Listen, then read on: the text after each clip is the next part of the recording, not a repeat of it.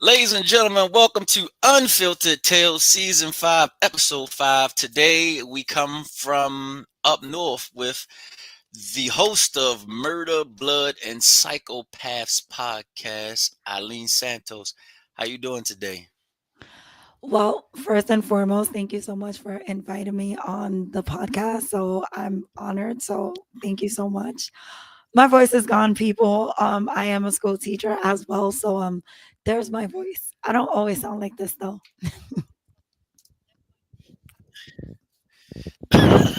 Okay, so you don't always sound like that. You just told us that you were school teachers, and we brought you in because we were going through, and you stated that you have always been vocal about your abusive relationship when you was Oh only yeah. 17.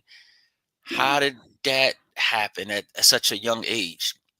Yeah. Even me sometimes like I had a hard time kind of understanding how did I end up in this relationship. And I want to take you back a little bit to like even like my childhood. I Okay. didn't see my mom getting abused. My father, I don't believe was ever abusive towards my mom. And even as my mom divorced my father and dated others, I didn't see this growing up. It wasn't normal, obviously. But like I said, when it came to how I experienced the abuse, I was 17 years old. I was graduating high school, Hmm. almost a senior. My mom, she was a school teacher, but being that she was a single mom and it was three of us, she didn't really have an income to support all of us. So she told us, like, listen, Mm. girls, you girls need a job, be a little more responsible. Senior dues are coming. So I was like, all right, great. So we find a job in McDonald's, and this is where I met Nathan at 17 years old. And like I said, I didn't know what an abusive relationship looked like. I was a virgin, honestly, in high school. Like I wasn't sexually active. So I think a lot of it played into me being Hmm. naive as well. I thought that my heart was the same one as Nathan's when I met him, but I found out the hard way. So I met Nathan. We're at McDonald's. And he's this attractive guy. I thought I had a thing for like guys with like a long hair, long ponytail. I don't know why, but at that time, I thought he was attractive. And Okay. we're working at McDonald's. I work the cashier. I'm at the Hmm. front register, and he's in the kitchen. And he's a new employee because I was working at McDonald's, I believe, like in the winter time is when I started working there. So him and I met as I'm approaching almost graduation, the summertime. So then I'm like, I'm excited because I'm like, wow, like I'm graduating high school. This is my first real boyfriend. Because I didn't date much in high school at all. I was shy. Okay. I was awkward. Um, I wasn't really like attractive as they say. But it's okay. We all go through those stages, right? Hmm. So but I had amazing friends in high school. They were sexually active. So of course I felt a little pressured. Like, man, like these girls are, they're having sex. Like a little thought crept into me, like maybe I need a partner, like you feel lonely and you feel like the odd man out. Like you also want to date too. Hmm.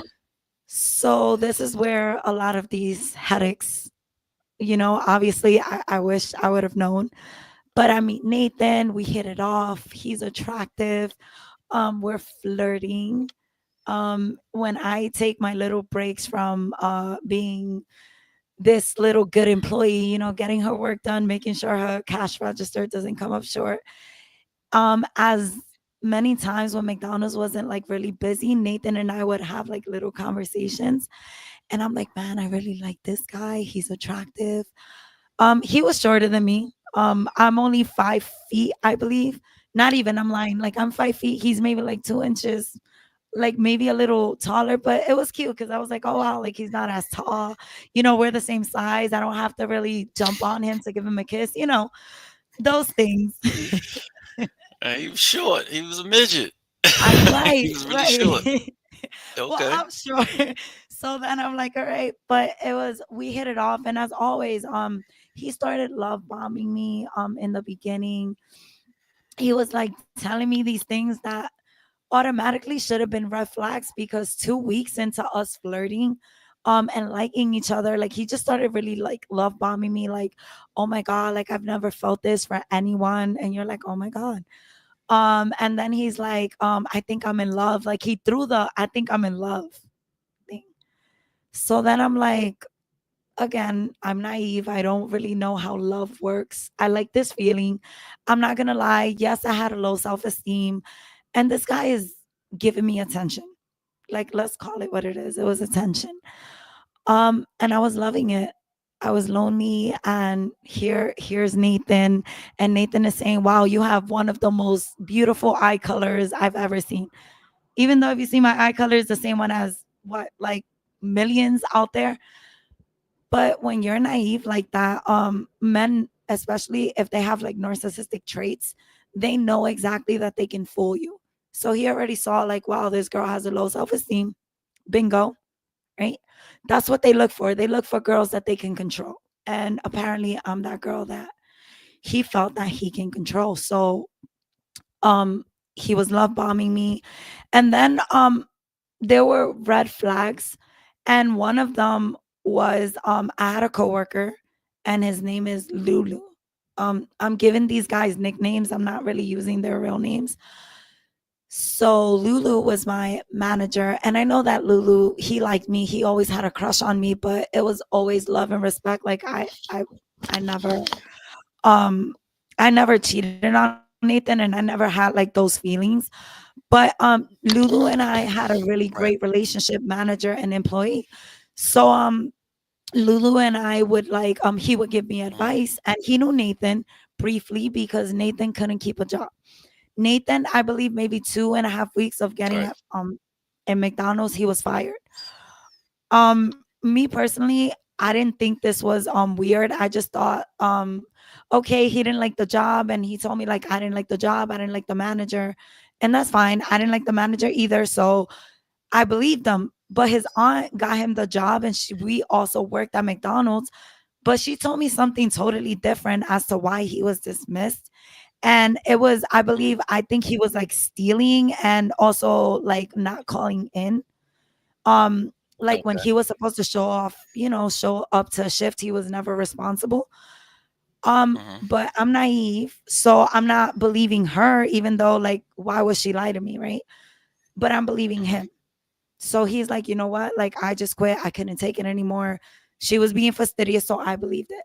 But anyway, so Lulu is seeing this because he's the one that's looking into this, relationship that's starting. And Lulu Mhm. is like, there's a lot of things I'm seeing, and I don't like it. So I'm like, Mhm. okay, like what? And Lulu is like, for instance, like you and I, like we've known each other since he came here. He just came here the other day. For a man that's known you for like almost like 2 weeks, because it hasn't even been like a month, it was like 2.5 weeks. Mhm. He's like, think about it. Like he's love bombing you. That's not the way Lulu said it, but Mhm. Lulu used something else because Lulu had wisdom. And Lulu's like, for someone to tell you in 2 weeks that they love you, and then he's coming to pick you up at the job unannounced, he's not calling you, and he's just showing up.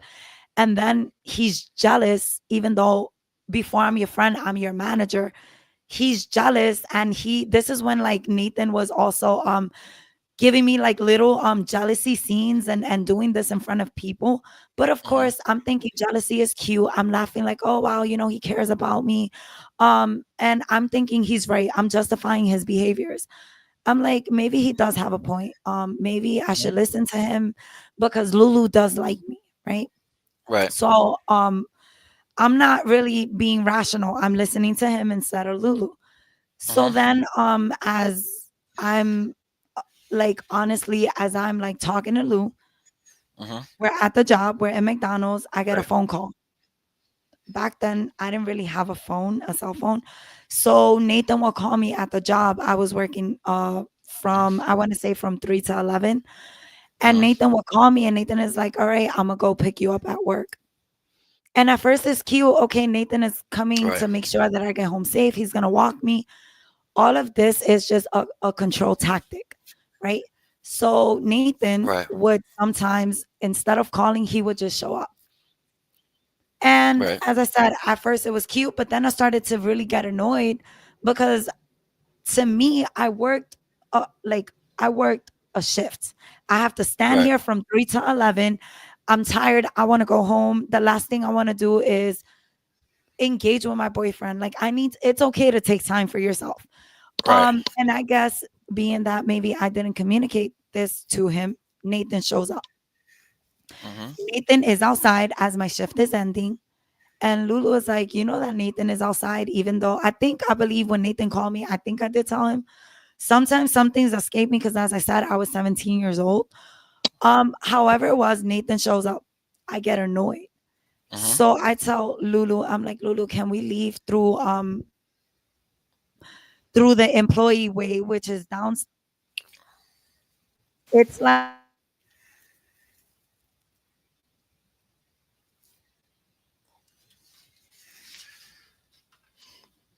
Uh, think you cut out for a second.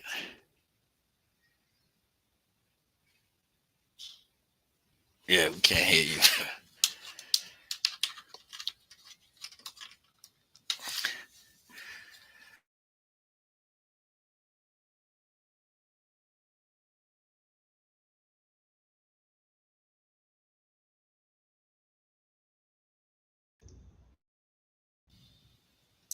I think you muted your mic. I'm not sure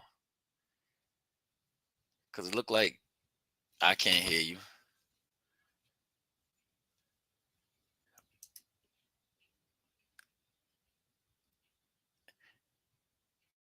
Say your mic's not connected.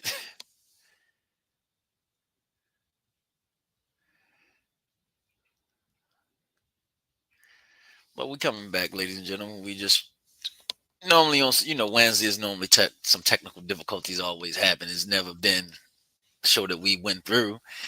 At least she ain't hosting a show this week where I get kicked off. No, can't hear you. I can't hear you. Go in and come back. all right, what They, about now? now I can hear you. Okay, I'm so sorry. It's fine. I don't know. I guess my mic unplugged. I never had this issue. No, you're fine. So you went through the employee's entry. That's where we last left off at. Okay, so Lulu and I, after we get dressed, we get out of our work clothes, we escape through the employee way. So we leave and we go the other side. So Lulu, he's so nice. He's like, listen, we take the same train. Let's take the 2 train. I'm gonna walk you home. So he does this, and I feel so at peace. I feel at peace because I feel safe momentarily. Like I'm gonna get home Hmm. safe, and Nathan will be gone. At least I'm thinking normally, like if I told you don't come get me, Hmm. this is where you should have taken your cue and you should have given me space and Right. whatever. Guess what? As I'm getting home, I'm tired. My mother's sleeping. My mother Nathan's there. doesn't even know that that I started a relationship with a psychopath. She doesn't know. I didn't tell her. So my mom is sleeping. I get home. It's already midnight. I Hmm. get home. I shower. I want to unwind. Guess who shows up unannounced, banging on my door? Nathan. Nathan. Mm. So then I'm like, oh my God, holy crap. My mother's sleeping. So I look at the people and I'm praying to God. I was like, God, I hope it's not him. Mm. It's him. So we go out to the hallway and Nathan, he's already upset and he's yelling. And I'm trying to tell him my mother's sleeping. And I'm trying to calm him down and I'm telling him it's not that serious. So he's already accusing me of cheating. I'm Hmm. like, dude, we haven't even been like together for like a whole month and I'm already supposedly cheating. And then after that, I don't know what happened. And I think that was the first time Nathan hit me. Nathan punched me right in my face, Wow. literally. And I remember I was like this. And it was nice out. And I remember I'm like this, like I'm in shock. Right. So then I'm like, So many things are going through my mind, and I'm like, did he just hit me? In the moment, you're shocked, you don't know what to think, and all of a sudden, I hear Nathan like, "I'm so sorry. Um, Mm, I don't know what got into me." They go on this whole rant, like if they're really apologetic when they're really not. And he's like, "I'm so sorry that I hit you. You know, you made me do it." And he's like, "I didn't mean to do it." And I'm like, "Are you kidding me right now?" mm, So then I'm like, "All right, like you're upset, I'm upset. I just think you need to go home." So I don't know what I told Nathan, but Nathan calms down. Nathan goes home, and I go and I'm in my room. And it's already, I think, like 2 in the morning. I have to be up by like maybe 8. I don't have time really to like process all these feelings, but I know that my mind is racing a mile a minute. And I'm like, did Nathan just hit me? And I even remember in all of this, like I hear my mother. I don't think Nathan heard her, but I could hear my mother like kind of yelling from the room, like, who's there? Like, what's going on? And I remember just kind of like trying to tell Nathan, like, my mom can hear me, but he was so into it that I thank God that my mom didn't come out to the hallway to, to see that, because my mom would have never allowed that. So anyway, so I go to work mm, the next day. And as I'm going to work, I don't tell anyone. I don't even tell my best friend. So at this, Nathan is already he's being apologetic. He's trying to get me flowers, and he's really trying to sound as apologetic as he can. And of course, I'm eating it up. At first I'm mhm. upset, and he's like, like we make mistakes. So then I'm trying to be rational. So I'm like, you know what? It's my first relationship. Um, it was a mistake. It was a one-time thing, fine, cool. As we all do, wrong. Right. So as the relationship progressed, Nathan gets a job, I want to say 2 blocks away from me at Quiznos. And as I Mm, thought, I'm like, wow, he's so cute. Like, whenever we get off at, a work together, we can always either have lunch or whatnot, do these cute little couples thing. This is the innocent me thinking. For right. him, that was a form of him watching me. That was a form of a control for him. That was where Okay. he can watch me. Mm. But like I said, I didn't realize this sooner because I hid a So lot of things. you hit a lot of things. So how did all of this end? Honestly, it just ended just tragically. Out of this whole relationship, I became pregnant. And when my mom actually found out that Nathan was abusing me, Mhm. it was already, I want to say, like a few months into the relationship on a doctor visit that Right. bruises, she started seeing bruises on my body. Mm, And I remember the doctor telling her, like, it's not normal for your daughter to go from 120 pounds to 97 or 96 pounds in a matter of a few short, like, weeks. right. It's too much weight to lose, like. And my mom started questioning. And I think when my mom saw the bruise, I couldn't hide it from her anymore. Right. And I told her the hell I was living. I told her everything Nathan did to me. And my mom, honestly, I could tell that my mom was hurt. Right. My mom is a Latina woman. She's not gonna show you that she's gonna cry, but I could tell that I hurt her, that I'm, I'm going through this. Right. And she's like, the first thing you have to do is you gotta break up with him. And I told my mom it's easier said than done. I've tried to break up with Nathan a lot of times, and guess what? Nathan used to show up after I used to call the cops and press charges. Uh-huh. Nathan would beat the crap out of me. Mm. Even when I became pregnant, it Wow. didn't get better because I became pregnant like a few weeks after. I want to say like let me see, we met in June. By like October, November, I was already pregnant. So your first time, not gonna say your first time, but your first encounter becomes you get pregnant. I get pregnant. I lost my virginity to him, and he gaslit that situation. The way I even lost my virginity to him, I knew he wasn't the person I wanted to do it with.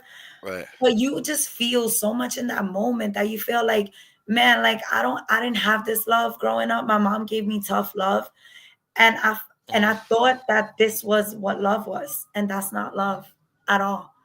Love mm, doesn't hurt. Love doesn't beat you. Love doesn't tell you right. that you're stupid. But like I said, I Right. became pregnant on accident, and I would like to say that things got better, but Nathan beat me even as I'm pregnant. Nathan beat the crap out of me. No Mm, remorse. I remember being, I think, like 5.5 months pregnant. I was skinny. I wasn't eating. I wasn't getting prenatal care. My hair was mm, falling out. I was bones. And I remember Nathan wanted to take me out to eat. I couldn't keep anything down. The baby, it was a boy, by the way. So the baby was making me nauseous. And I was trying to explain to Nathan, your cologne is making me nauseous. I can't be mm. next to you. I would get nauseous. I would throw up. Nathan would like punch me in my face when I would tell him that. He would punch me in Wow. my face. He would slap me. And it got to the point that I like, I don't know if you guys can tell, but like I had this teeth right here and it was Mm, black. I know you can probably see so many hits of me trying to protect my son from this monster. I couldn't smile. My teeth were black. mm, Um, so as I'm on the floor, Nathan literally unremorse as I'm on the floor because he wants to take me out to eat. I don't want to comb my hair. Nathan pulls my hair, pulls me to the floor, and he's kicking me on the floor as I'm pregnant and I'm in mm, fetal position. I'm 5.5 months pregnant, six. mm, Then I see that Nathan stops and I'm literally crying like I don't want to comb my hair. Like I just want to eat. I'm hungry. Nathan, I hear him getting something in mm, the kitchen. Nathan comes back with two knives.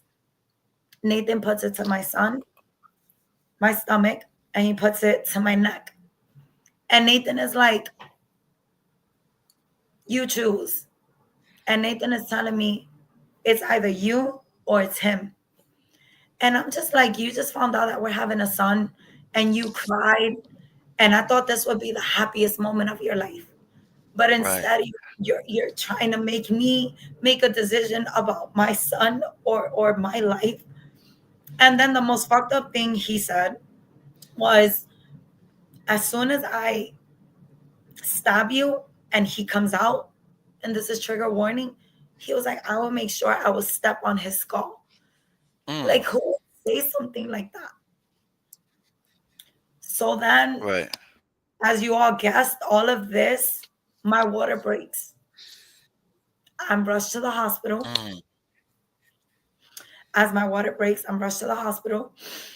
And the doctors are telling me, they're like, your water broke. We have to keep you in observation. I was in the hospital, I believe, from October, like like the beginning of October. So I believe Obama was running. This was the first time I could have voted, and I wanted to vote for Obama, but I couldn't because I was in the hospital. But I remember so this being was in the like hospital oh talking. 07, 07, 08. Yeah, it was in '07, I believe. In Okay. '07, and my son was born on November 7th. Um, because due to Nathan beating me, like there was no amniotic fluid up there to keep my son alive. So the doctors are telling me, we have to schedule you for an emergency C-section. So here Mm, I am in the hospital, getting ready to get an emergency C-section scheduled. And Nathan, by the way, beats the shit out of me in the hospital, how did that literally. happen with the police being with security and all that being there? Outside the door. Oh, that interesting question. Oh, he didn't care. Security was literally outside, right? I was reading a Dan Brown book, and he Mm, was Christian. So he told me that I was reading a book of Satan, and he proceeded to, I'm in the hospital board. What am I supposed to do? He proceeds to throw the book. And in that, like, Nathan beats the crap out of me. And the mm, security, they're rushing in. So they already get him off of me. And then they kick him out. And there's a sweet nurse. And she tells me, she's like, do me a favor. He's never going to change. You have to make a decision for you and that baby, and you have to get into a shelter. I was going to do all of that, but unfortunately, that day, because of that beating that he gave me, it was not enough for my son to just live in my womb any longer. So I got my C-section. My son was born November 7th. And I was happy. He was a premature baby. He was so happy. And I told God, I was like, wow, God, like, I'm not ready to be a mom. There's a lot of responsibility, but it is what it has to be. Um, well, my son was born with complication, and 16 days after, unfortunately, my son is no longer here. I'm sorry to hear that. It's I understood God needed to do what he had to do. My son passed away in my arms, and there was a beautiful nurse, beautiful nurse. I want to end this on a positive note. Um, Amongst all this darkness, I believe in God. God saved my life. Mm, After I lost my son, um, I left Nathan, and definitely I left him. Nathan almost choked me. I'm not supposed to be here. Nathan came to my house. I opened the door naively. Nathan grabbed me, and Nathan was choking me.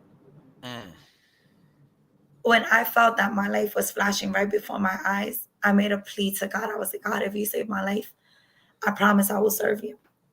And God saved my life. I was mm, able to escape him and get some help. But back to the nurse. The nurse, she was so beautiful. The nurse was with my son for 16 days. And on that last day, the nurse, I forgot her name, she was Russian. She comes out and she gives me a big hug, and she's like, I'm so sorry, because she knew my son was going to pass away. And she was one of the most caring nurses that I've ever seen. God bless her. She cared. She was with my son always. Every time I was in the hospital, she was his guardian angel.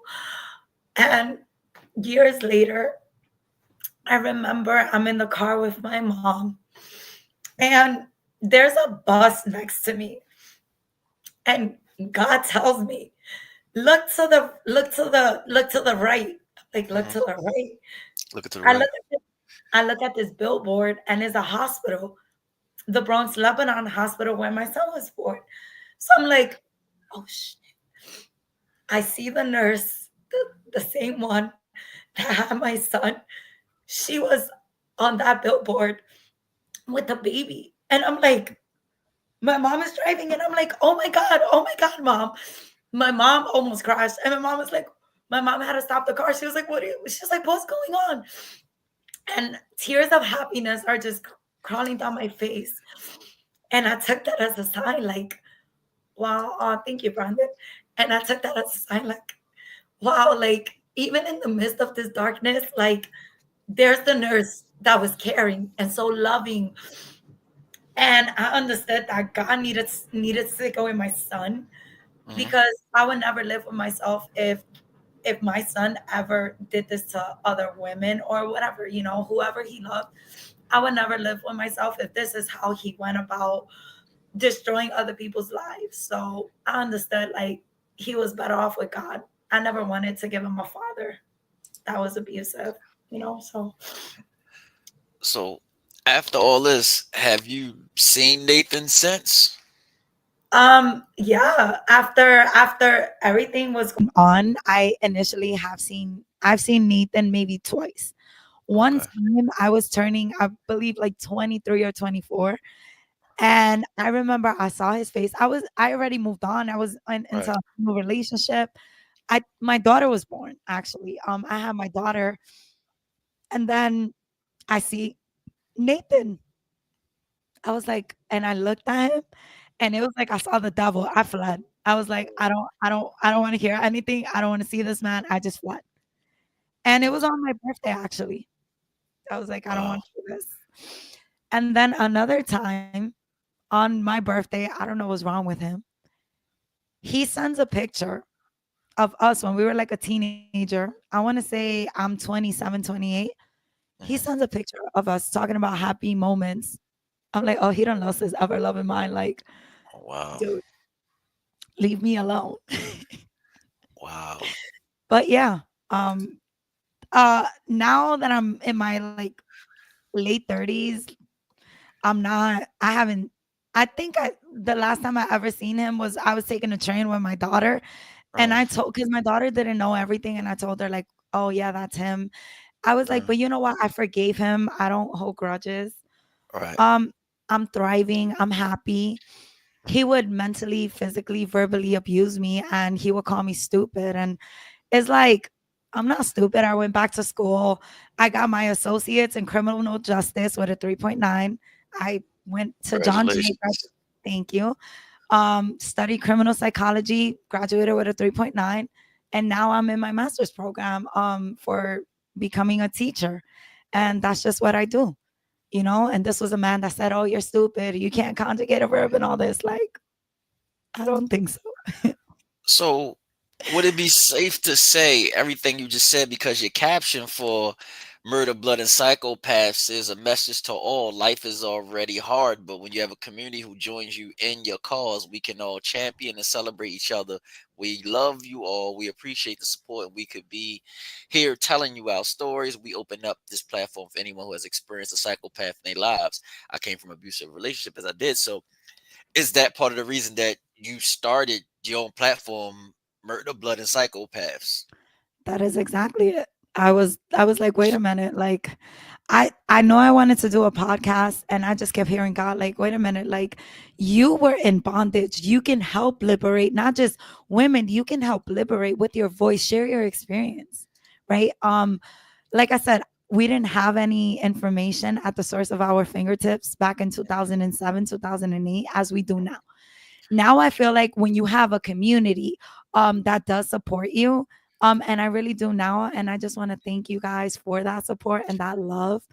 Honestly, you can do anything, but I would never sit here and tell you that God was the first one in my life to honestly save my life. God saved my life more times than I can count. Honestly, God has come to me. I know what God looks like. I know who God is. Which is why I can literally make this declaration that God, like I said, saved my life. And he showed me how you can go from surviving to thriving, you Right. know? Survive. So these stories, because I see there's 100. There. Where's the comment go? Because I was trying to put it all up there. Here you go. MPG. So there's like 99 episodes of this already. Are these true stories from other individuals? Yeah, so like I basically do like a mixture. I have people that I meet on Podmatch that are guests, so they'll come and they'll speak about how they met their narcissist or how they met their psychopath. And other cases are like cases that I've seen, especially there was one with a young lady named Katie Sudsbury who was a teenager like me, lived in an abusive relationship. Mhm. Unfortunately, she didn't have a voice because she was murdered. But girls like her or men like her, like they really pushed me as well to kind of share this platform and share their stories and kind of show you what kind of red flags to look for. I know that we think that jealousy is a cute emotion, but that, and we laugh at it like, oh wow, but that's your mistake, is that's an emotion and I get it. We Jealousy is fine if it's fine, but understand and identify that when it gets consistently worse, don't make excuses. Never ever make excuses. Oh, well, you shouldn't make excuses, but I see one that really struck my attention. It was the CTA episode six, episode 69, CTA, domestic violence and sex trafficking. You shared a story of a 14-year-old girl troubled at home, lured by an older boy, trafficked into prostitution, and forced and resold, finally taken by the police, but then in jail, state law, criminal charges. So that story right there, um, somebody told you that, or that's something you just researched? Because there's a lot of stories that I see that you have. The chessboard killer. Um, Yeah, for that one I had to research. Like, no, for that one, okay, so my therapist gave me a story. Hmm. Not a story, he gave me like a book, and it's on human trafficking, like sex trafficking. And he wanted me to read it, and it was about a young lady. And she was, I want to say, like, she was, I think, like a lawyer. She had like one of those like fancy careers. And I believe that God, for some reason, put her in a position to liberate women that have been sex trafficked overseas. Right. And we have this preconceived notion that women or anyone in the sex trafficking industry, like that, like they're there just because. No, they were drugged, and Right. they're and it's just, it's crazy because you think that it's an option and it's a choice. No, many women or men, they have to pay their dues. So this is why they consistently have to work, because they have to pay for some kind of dues that they have to pay for their so-called pimp or whatnot. So they have to keep doing it, and it's not a choice. And stories Which like that really touched me, you no, know. I understand what you just said because one of my closest friends, he's a criminologist, well, and he wrote a book, and he explained in one of his chapters that in sex trafficking, prostitution, whatever you want to call it, Yeah, that most people have to be sedated yeah, to really do this. It's not like you just jump out of bed. Let me go yeah. sell this. Let me go do this. Let me go just have sex with all these men or have sex with all these women or do whatever I got to do to make the day get by. It's like you get up, you eat. Now you have to take whatever substance abuse that you need to take, whether it's alcohol, whether it's marijuana, cocaine, heroin, Percocets. I can go and Oh the yeah. list goes on and on. But you have to do these to mentally ease your body to do something you truly don't want to do. No. No, because imagine, it's almost like I thank God, like I haven't been through something like that, but like honestly, like when Nathan would like SA me, like I didn't think that SA or rape. I only thought that applied to like strangers or things like that, you know. Right. But like to even experience that with your own partner and the way I felt with my own so-called partner, I could imagine doing this with multiple people, you know, and Right. it's so heart-wrenching that I was under a preconceived notion. I didn't have all the facts. And I know we tend to judge situations and we tend to say, if I was in the situation, I would. No, because when you're in that situation, fight or flight, when you're in your mind, you freeze up. And I can't even explain what that moment feels like, but you just freeze up and tense up because you don't know what you're going to do in that situation. Some people, they're quick thinkers, but some of us, it takes time, you know? So it's like kind of like we got to be understanding, right? Even if we don't know, at least try to understand. No, I get that. I get that. But this is definitely a good for you to have this, what you use your platform to what you use it for to let other individuals know, like, get their story out and let them be able to vent to it and let other people know, because that's one of our mottos on this show is that you never know what somebody's going through. So somebody tonight may be listening to you and be like, wow, I'm going through the same thing and I don't know about love bombing and I don't know about this and all this other stuff, because they, Yeah, like you said, there are guys that will meet you today. Oh, people, I'll say, not just guys, women as well. That'll meet you today, and then all of a sudden, everything becomes you become their world within a week, and nobody ever pays it attention. no. And you don't even know it's happening until you're like in it and you're like, you're looking around and you're like, how the hell did I get into this? But there was the manipulation, there was everything there. I, as I said, I was very naive. I didn't know what to look for, but I thank God that I went through that experience, because now I know what to look for. Now I know what to accept. Now I know what a healthy versus an unhealthy relationship looks like. Do I have everything together? Of course not. You live and you learn, but I've always said that I'm always a work in progress.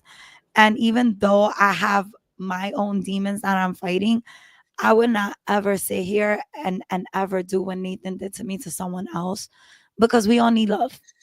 I Right. have nothing but love. This is why I'm a teacher. I give my sixth graders all this love. I have love to give. That's all I'm giving now. Well, to go off preconceived notion, I'm just gonna very joke with you about Latino women. Your mother Go ain't ahead. stab. Your mother didn't stab him. Oh my god. Oh no, you know what? Because I didn't want it to get there. My sister, she threw something at him because they got into a fight, and she Mm, hit him. I think it was with like a, I don't know if it was like a baby, but something in the bathroom, baby oil. I don't know. Even saying that, I know with this whole Diddy stuff or whatever is crazy, but she threw something at him and it hit him right here, and that mm, was the first time he started. He was like crying, and I was like, yes. Cause I'm mm, like, finally, these were the tears you made me cry. How many right. times didn't I cry that I'm in pain? But it was me like holding my mother back, but my mother Be- is 4'11", and you didn't play with her. Like, mm-mm. no, because that's just the perceived notion of fire. Latinos are fiery and they stab. So just That's like what they she say. didn't, and especially being where you're from. So it's like, okay, like hold on. She didn't stab him Yeah, one time or something. I know. I mean, Oh, now I mean, I cut my peanut butter and jelly sandwich with a butcher knife, so it's like I'm all for it. Why not? But oh yeah, shit. no, like Oh man. yeah.